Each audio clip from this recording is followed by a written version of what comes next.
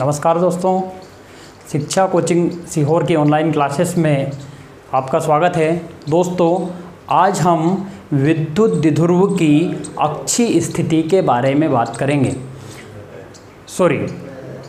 अक्षीय स्थिति के बारे में हम बात कर चुके हैं। इस बार हम किसके बारे में बात करेंगे? निरक्षीय स्थिति के बारे में बात करेंगे। ठीक है, निरक्षीय स्थिति क्या होती है दोस्तों, इससे बहुत अच्छे से देखते हुए आप चलेंगे। क्लियर? देखें, मैं जैसा जैसा बोल रहा हूँ, जैसा जैसा करवा रहा हूँ, उस पर आपका फोकस होना चाहिए। क्लियर? ये बहुत ही इम्पोर्टेंट टॉपिक है 12th के लिए। क्लियर? कंपटीशन एग्ज़ाम के लिए इसका जो फाइनल रिजल्ट निकल कर आएगा वो इम्पोर्टेंट होता है, लेकिन आपकी जो डेरिवेशन है पूरा का पूरा डेरिवेशन मैं करके दिखा रहा हूँ। क्लियर? देखें दोस्तों, माना AB एक विद्युत द्विध्रुव है। हमने AB एक विद्युत द्विध्रुव मान लिया।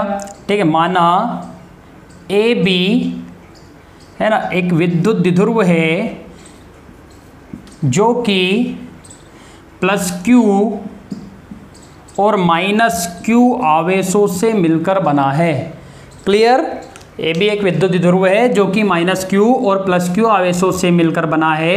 इसके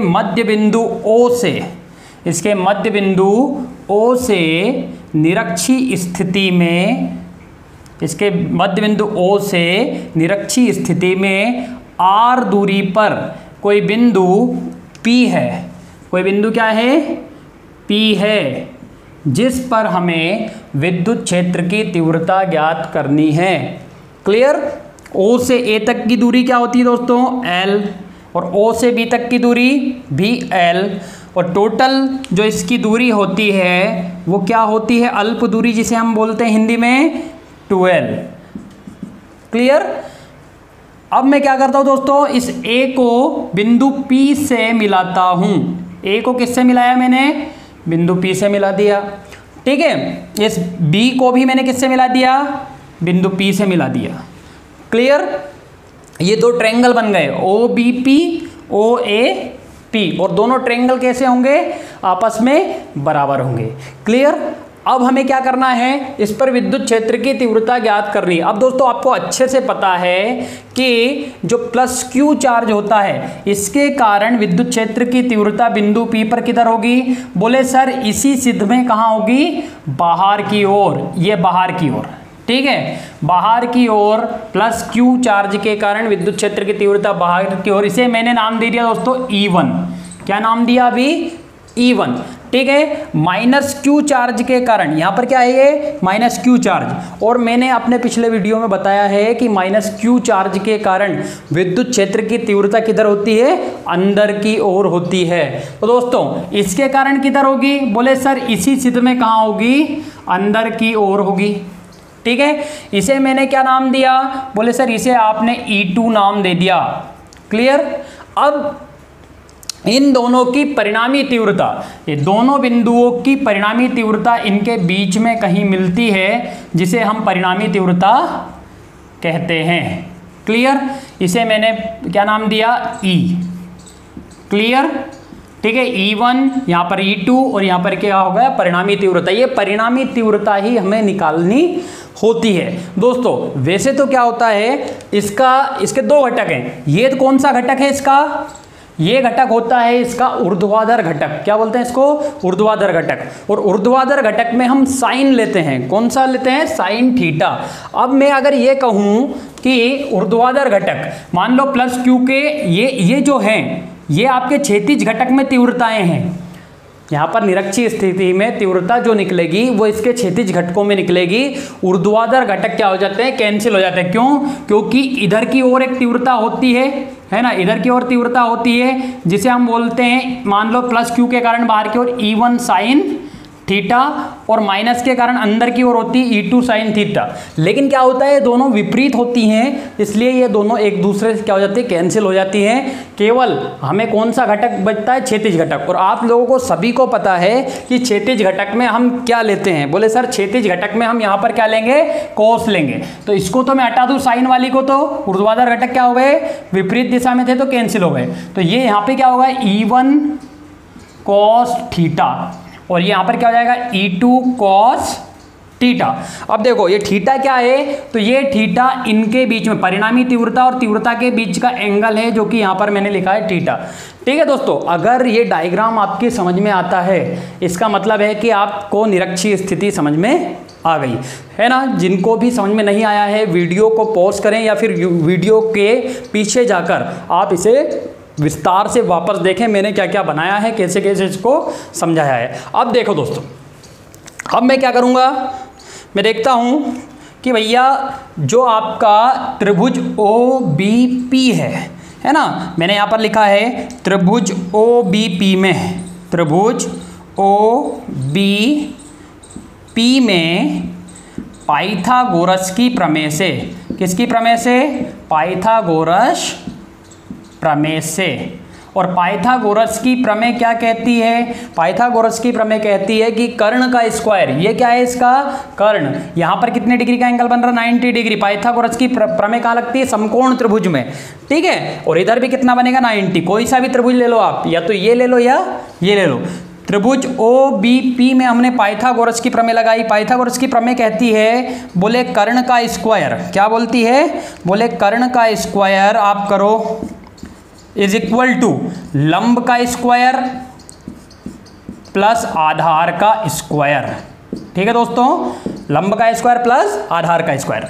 अब यहां पर हम देखें कि कर्ण क्या है, बोले सर BP है, क्या है BP, तो मैंने यहां पर लिखा BP स्क्वायर, क्या लिखा मैंने, BP square is equal to लंब क्या है, ये R डिस्टेंस जो है OP, तो यहां पर क्या लिखेंगे OP का स्क्वायर, ठीक है, प्लस आधार क्या है, बोले सर ये है OB, तो मैंने लिख दिया OB का स्क्वायर। वैल्यू पुट करेंगे, बोले सर BP जो है, क्लियर, BP जो है, BP हमें निकालना है इससे, तो हमने BP का स्क्वायर को ऐसा का ऐसा ही रखा, बोले ये हमने लिख दिया BP square is equal to OP की वैल्यू क्या है, O से P की वैल्यू है R, तो मैंने यहां पर लिखा R का स्क्वायर प्लस OB ये है, ये L है, तो मैंने यहाँ पर लिखा L का स्क्वायर। ठीक है, यहाँ पर BP के स्क्वायर पे से जो स्क्वायर है यहाँ से इस पे चढ़ेगा तो क्या हो जाएगा, इस पर रूट चढ़ जाएगा। क्लियर दोस्तों, है ना। हम आगे बढ़ते हैं, यहाँ से मैं करूँगा इसको आगे, क्लियर, कंटिन्यू करता हूँ। अब हम क्या देखेंगे कि यहाँ से हमने इसका स्क्वायर किया है ना, BP का स्क्वायर मैंने उधर चढ़ाया, तो उधर क्या हो गया, R square plus L square का क्या हो गया, रूट हो गया, है ना, क्या हो गया, रूट हो गया। ठीक है, और R square plus L square root की वैल्यू क्या होती है 1/2, तो मैं इसको ये भी लिख सकता हूँ कि भैया R square plus L square का होल पावर 1/2। ठीक है, होल पावर क्या हो गई 1/2 हो गई, ये भी हम कह सकते हैं। तो हमारे पास ये वैल्यू आ गई, और ये वैल्यू दोनों कैसी हैं, बराबर हैं। तो बराबर हैं तो मैंने यहाँ पर लिख दिया, यहाँ पर मैं वैल्यू पुट कर देता हूँ। इसकी वैल्यू कितनी है, बोले sir R square plus L square का 1/2। ठीक है, ये भी वही हो जाएगी, R square plus L square की पावर 1/2, है ना, क्योंकि ये और ये डिस्टेंस कैसी हैं, बराबर है। क्लियर, अब हमें ये डिस्टेंस मिल गई। अब हम क्या करेंगे, प्लस Q चार्ज के कारण बिंदु P पर विद्युत क्षेत्र की तीव्रता ज्ञात करेंगे। तो मैंने लिखा प्लस Q आवेश के कारण, प्लस Q आवेश के कारण बिंदु P पर विद्युत क्षेत्र की तीव्रता, विद्युत क्षेत्र की तीव्रता। ठीक है दोस्तों, है ना, प्लस Q आवेश के कारण बिंदु P पर विद्युत क्षेत्र की तीव्रता क्या होगी, तो मैंने क्या लिया है ना, E1। ठीक है, E1 इज इक्वल टू क्या हो जाएगा, E1 is equal to 1/4 pi epsilon naught into Q by R square. अब आर स्क्वायर क्या है, ये बीपी का स्क्वायर, यहां पर क्या होगा बीपी का स्क्वायर, और बीपी स्क्वायर बराबर क्या है, ये ब्रैकेट में लिखा हुआ, तो मैं डायरेक्ट लिख देता हूं इसको। बोले सर आर स्क्वायर, पहले अगर स्टेप बढ़ाना चाहें तो आप ये पूरा कर लें, बोले सर ये बीपी का स्क्वायर लिख दीजिए, पहले स्टेप बढ़ जाएगी, क्योंकि 12th में जितना अच्छे से लिखोगे उतना अच्छा रहेगा। ठीक है, अब देखो क्या किया हमने, वापस से बढ़े, E1 is equal to 1/4πε0 into Q by BP square. BP की वैल्यू क्या है, R square plus L square, मैंने यहां पर वैल्यू पुट की R square plus L square की होल पावर 1/2। क्लियर दोस्तों, ये हो गई आपकी मान लो इक्वेशन नंबर फर्स्ट। ठीक, अब हम क्या देखेंगे, बोले सर अब हम देखेंगे माइनस क्यू आवेश के कारण, माइनस क्यू आवेश के कारण बिंदु P पर विद्युत क्षेत्र की तीव्रता, विद्युत क्षेत्र की तीव्रता। ठीक है, अब माइनस क्यू आवेश के कारण बिंदु P पर विद्युत क्षेत्र की तीव्रता, ये माइनस क्यू आवेश है ना, उसकी तीव्रता किधर होगी, अंदर की ओर, ये E2। ठीक है, क्या लिखा मैंने, E2 is equal to 1/4πε0 into Q by, इसका भी आर बराबर है, या फिर क्या लिखें आप, AP का होल स्क्वायर, मैंने लिख दिया AP का होल स्क्वायर। ठीक है, AP की वैल्यू पुट कर दीजिए यहां पर, E2 is equal to 1/4πε0 into Q by R square plus L square की होल पावर 1/2। ये आपकी इक्वेशन नंबर सेकंड हो गई। लेकिन इससे एक चीज समझ में आ रही होगी आपको कि सर E1 और E2 के जो वैल्यूज हैं वो क्या हैं, बराबर है। E1 और E2 की वैल्यू क्या है, बराबर है, यहां पर भी है और यहां पर भी बराबर। बराबर क्यों है, क्योंकि यहां पर देखो आप, ये वैल्यूज क्या है, दोनों बराबर है। क्लियर दोस्तों, अब हम क्या करेंगे, परिणामी तीव्रता निकालेंगे, है ना। ये आप मैं उम्मीद कर रहा हूं कि आप ये लोग उतारते चल रहे होंगे।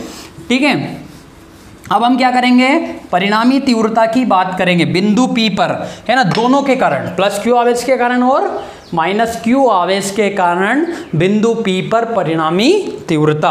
ठीक है, ये मैंने लिखा, क्या लिख रहा हूं, परिणामी तीव्रता किस पर, बिंदु P पर परिणामी तीव्रता।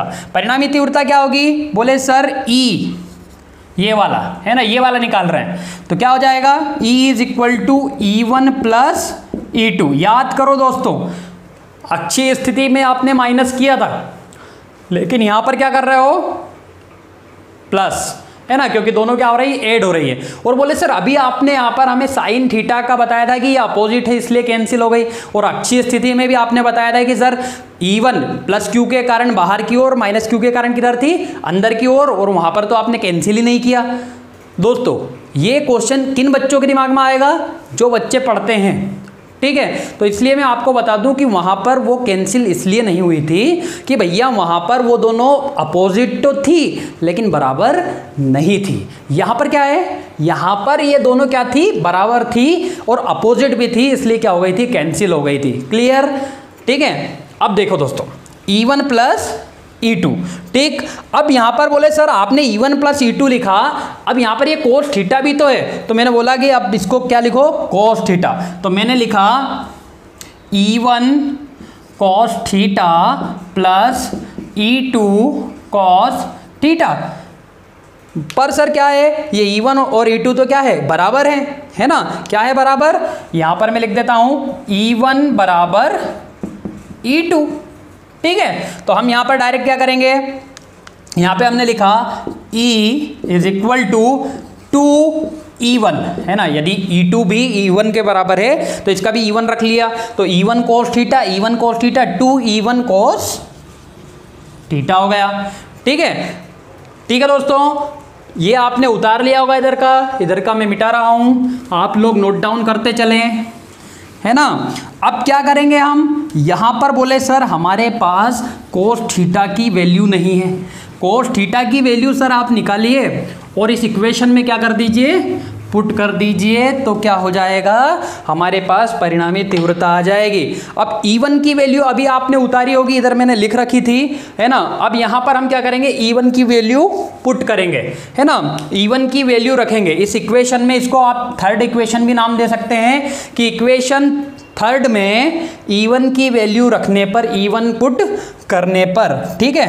यहां पर मैंने E1 की वैल्यू पुट की। देखो दोस्तों, E is equal to 2 into E1 क्या था अपना 1/4 पाई एप्सिलॉन नॉट इंटू, है ना, Q बाई क्या था अपना R square plus L square का होल पावर 1/2, है ना। ये अपन ने पुट कर दिया और अंत में क्या है आपका, बोले सर कोस थीटा, ठीक है, कोस थीटा। अब एक बार और मैं इस त्रिभुज से कोस थीटा की वैल्यू निकालूंगा, एक बार और इस त्रिभुज का यूज करूंगा मैं, ठीक है, एक बार और इस त्रिभुज का यूज करूंगा, फिर वापस से लिखूंगा मैं त्रिभुज ओ बी पी में किसके बराबर, कोस थीटा बराबर, त्रिभुज ओ बी पी में कोस थीटा के बराबर, है ना। कोस थीटा के बराबर आपने 10th क्लास में पढ़ा होगा, लाल बटे कक्का, हिंदी मीडियम वालों ने, ठीक है, क्या पढ़ा होगा, लाल बटे कक्का। तो यहां पर वहां पर क्या होता था, sine cos tan cosec sec cot, ठीक है। तो कोस कहां आएगा, आधार बटे कर्ण, ठीक है, क्या आएगा ये, आधार बटे कर्ण। तो कोस थीटा के बराबर क्या हो जाएगा, इसका आधार क्या है, बोले एल है सर, और कर्ण क्या है, बोले सर ये है, ठीक है ना। तो मैंने लिख दिया यहां पर एल बाय, है ना, ये वाला वैल्यू देखते हैं, R square plus L square की होल पावर 1/2। क्लियर, समझ में आ रहा है दोस्तों, क्लियर, ठीक है। अब यहां पर हम पुट करेंगे वैल्यू। दोस्तों ये आपका R square plus L square है, क्यों, क्योंकि हमने बीपी का स्क्वायर लिखा था, रूट नहीं चढ़ाया था, बीपी का स्क्वायर, क्योंकि बीपी का स्क्वायर तो आपका क्या होगा, R square plus L square. यदि क्या करेंगे हम, बीपी का स्क्वायर, ये तो हमने रूट की वैल्यू रखी है, अगर बीपी का स्क्वायर है ना, पिछली इक्वेशन में देख लेना, कहीं मैंने अगर 1/2 लिखा हो उसमें तो उसको चेंज कर देना, क्यों, क्योंकि बीपी के स्क्वायर की वैल्यू रखी अपन ने, किसकी, बीपी के स्क्वायर की वैल्यू रखी थी हमने, R square plus L square, हमने ये जब चढ़ाया था, जब इस पर रूट चढ़ा था, क्लियर। तो वो वैल्यू अपन ने पुट यहां पर करी है। अब हम यहां पर क्या करेंगे, इस इक्वेशन में कोस थीटा का वैल्यू पुट कर देंगे। मैं आगे बढ़ा, cos theta is equal to, ठीक है ना, ये तो हो गया। अब हम इसमें पुट कर देते value, E is equal to, ठीक है, यहां पर 2 है into 1/4 pi epsilon naught into Q by R square plus L square, ठीक है, और इनटू में ये वाली वैल्यू पुट हो जाएगी L by R square plus L square की होल पावर 1/2, है ना। इस इक्वेशन को सोल्व करेंगे हम, E इज इक्वल टू, ठीक है ना, ये 2 है, मल्टीप्लाई में ऊपर का ऊपर मल्टीप्लाई होता है, 2 इंटू Q इंटू एल। आपको कुछ चीजें ध्यान आ रही होंगी, क्या बोले सर, क्या, विद्युत द्विध्रुवागुण P is equal to Q into 2L, बोले सर सब लिखा हुआ ऊपर, इसकी जगह पर आप क्या रख दीजिए, P रख दीजिए। मैंने बोला ठीक है, मैं क्या रख देता हूँ, P रख देता हूँ, ठीक है, 1/4 पाई एप्सिलॉन नॉट इंटू, ठीक है, क्या रख दिया मैंने बच्चों, यहाँ पर क्या रख दूंगा मैं, P, ठीक है, ये P रख दिया, P बाई, ठीक है। बोले सर यहाँ पर क्या है, यहाँ पर होल पावर कुछ नहीं तो पावर 1 है, और इस पर पावर क्या है, 1/2। बोले सर जब आधार समान होते हैं तो गुणा में घातें जुड़ती हैं, यहां पर भी आधार समान है तो गुणा में घातें क्या हो जाएंगी, जुड़ जाएंगी, है ना। जब 1 में 1 + 2, यहां पर हल्के से करके बताऊंगा मैं, 1 + 1/2 करोगे तो आपका आ जाएगा 3/2। तो मैं डायरेक्ट आपका यहां पर लिख रहा हूं, ठीक है, R square plus L square 3/2, है ना। बायो वाले बच्चों को थोड़ा कम समझ में आता है, इसलिए यहाँ बता देता हूँ क्या हुआ है ना। आधार समान है, गुणा में घातें जुड़ती, देखो बेटा यहाँ पर 1 था, यहाँ पर 1/2, 1 + 1/2 करोगे, है ना, 1, ठीक है, ये इसके बटे में 1 माना, 2 × 1 = 2, 1 × 1 = 1, 3/2, ठीक है, क्या जाएगा 3/2, क्लियर, ठीक है। ये आपने क्या कर दिया, पुट कर दिया यहाँ पर, ये इक्वेशन आ गई। अब क्या कहता है, बोले यदि जो आपकी डिस्टेंस है ना, मध्य बिंदु O से बिंदु P की जो डिस्टेंस है, यदि वह बहुत ज़्यादा दूर हो, ये वाली डिस्टेंस अगर बहुत ज़्यादा हो किससे, इसकी अपेक्षा, अगर R आपकी L की अपेक्षा बहुत ज़्यादा हो तो हम L को नेग्लेक्ट, नगण्य मान लेते हैं, और नगण्य मान लेते हैं तो L की जगह पर हम क्या रख देते हैं, 0 रख देते हैं। ठीक है, क्या बोलता है, बोलता है यदि R is more greater than L, तब क्या हो जाता है, L इज इक्वल टू 0। देखो दोस्तों, ये अब L की जगह पर यहां पर क्या रख दूं मैं, 0 रख दूं, तो क्या हो जाएगा, 0 का स्क्वायर क्या हो जाएगा, 0। ठीक है, मैंने वैल्यू पुट की, E is equal to 1/4 pi epsilon naught into, ठीक है, ये P लिखा मैंने, और नीचे क्या आ गया आपका, क्या बचा, R स्क्वायर। यहाँ पे L की जगह पे 0 रख दिया, ठीक है ना, R स्क्वायर। अब R का क्या है यहाँ पर, स्क्वायर, और इसका होल स्क्वायर में क्या है, 3/2। देखो दोस्तों, इस 2 से ये 2 क्या हो गया, कैंसिल हो गया, क्या बच गया, 3। ठीक है, मैं यहाँ पर लिख रहा हूँ, ठीक है, E is equal to 1/4 pi epsilon naught into P/R³। यही है आपकी निरक्षीय स्थिति में विद्युत क्षेत्र की तीव्रता, है ना, विद्युत द्विध्रुव की निरक्षीय स्थिति में विद्युत द्विध्रुव, है ना, न्यूटन अपान कूलम। मात्र क्या होगा इसका, न्यूटन अपान कूलम। क्लियर दोस्तों, ये आप सभी नोट डाउन कर ले, या इसको हम क्या लिख सकते हैं और भी, E इज प्रोपोर्शनल P/R³। अब आप लोगों ने अच्छी स्थिति पढ़ी, निरक्षीय स्थिति पढ़ी, दोनों की जो फाइनल वैल्यू आपने देखी, परिणामी तीव्रता जो दोनों की आई है, उसमें आपने एक चीज नोटिस की होगी, बोले सर वहां पर जो था, वहां पर यहां पर 2p था, केवल क्या अंतर था, 2p। इसका मतलब यह है कि अक्षीय स्थिति में निरक्षीय स्थिति की अपेक्षा विद्युत क्षेत्र की तीव्रता दुगनी होती है। ठीक है, यहां से पॉइंट बनता है कॉम्पिटिटिव एग्जाम में कि अक्षीय स्थिति और निरक्षीय स्थिति में क्या संबंध है। तो अक्षीय स्थिति और निरक्षीय स्थिति में यह संबंध है कि अक्षीय स्थिति में विद्युत क्षेत्र की तीव्रता निरक्षीय स्थिति में विद्युत क्षेत्र की तीव्रता से 2 गुना होती है। क्लियर दोस्तों, मैं उम्मीद करता हूं कि आप लोगों को ये सारी चीजें समझ में आई होंगी। ठीक है, नेक्स्ट वीडियो में हम इससे आगे बात करेंगे। इंग्लिश मीडियम वालों के लिए भी वीडियो आने वाले हैं। ठीक है, इसलिए क्या करें, सभी बच्चे सब्सक्राइब कर लें चैनल को जिन्होंने भी नहीं किया है। ठीक है, और क्या करें, अपनी पढ़ाई क्या करें, कंटिन्यू करें। जय हिंद, जय भारत।